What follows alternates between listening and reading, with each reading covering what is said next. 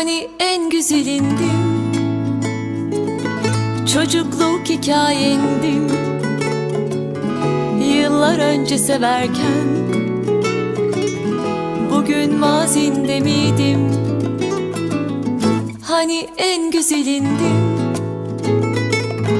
çocukluk hikayendim. Yıllar önce severken bugün mazinde miydim? Belki yakmışsın bizi, o eski günlerimizi. Dilediğin oldu mu? Çoktan arzundu bu, tahmin ettim sonumu. Kime anlattın beni, kimle gülüşüp durdun? Duvardaki resimleri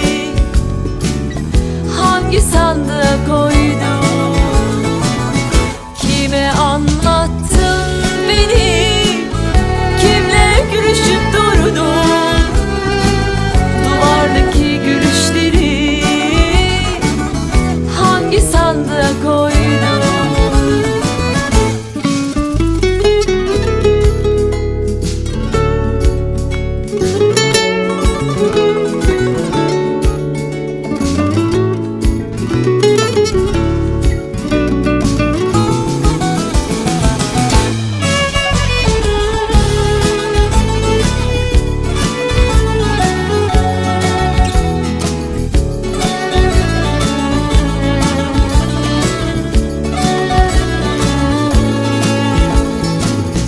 Hani en güzelindim,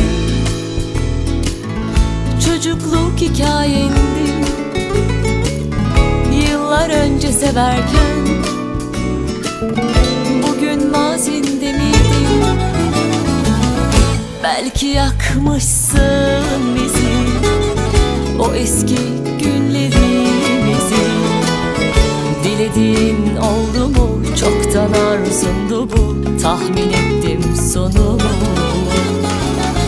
Kime anlattın beni,